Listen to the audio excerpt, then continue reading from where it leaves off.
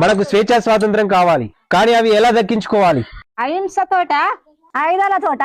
చెప్పు కామ్రేడ్, వెన్ను వంచం వెనక్కి తగ్గం. దీనికి సమాధానం నా దగ్గర లేదు. మరెక్కడుంది?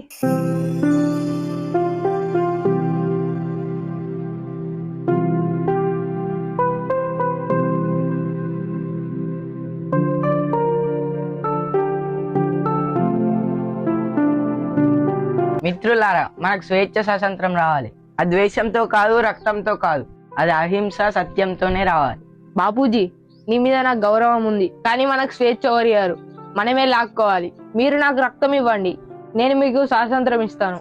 నేతాజీ, నీ మాటలో నిజం ఉంది. భయంతో నా రాజ్యాన్ని బ్రిటిష్ వాళ్ళకి ఇయ్యలేను. అవసరమైతే సస్తా, కానీ బాలిస లెక్క బతకను. నేను యువకుని, దేశం కోసం ప్రాణాలైనా ఇస్తా. వాళ్ళు నన్ను చంపొచ్చు, కానీ నా ఆలోచనలను చంపలేరు. మనం బ్రిటిష్ వాళ్ళని ఎదిరించాలంటే తీవ్రమైన మార్గాలను అనుసరించాలి. మీరందరూ తీవ్రమైన మార్గాలు చెప్తున్నారు, కానీ వాటికంటే ప్రజలను మేల్కొంచడమే చాలా ముఖ్యం. ప్రజల స్ఫూర్తి నింపితేనే మనకి స్వరాజ్యం వస్తుంది. స్వరాజ్యం నా జన్మ హక్కు, నేను దాన్ని తప్పక సాధిస్తాను. బ్రిటిష్ వాళ్ళని సంపైన సరిహద్దుల నుంచి వెళ్ళి తరుముకొడదాం.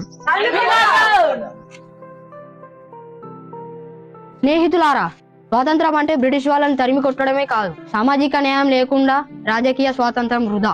మన దేశానికి స్వాతంత్రం ఎంత ముఖ్యమో సమాన హక్కులు కూడా అంతే ముఖ్యం. మన మార్గాలు వేరు కావచ్చు, మన ఆయుధాలు వేరు కావచ్చు, మన పద్ధతులు వేరు కావచ్చు, మన ఆలోచనలు వేరు కావచ్చు, మన పోరాటాలు వేరు కావచ్చు, మన త్యాగాలు వేరు కావచ్చు, కానీ మన లక్ష్యం ఒకటే, భారతదేశానికి స్వాతంత్రం.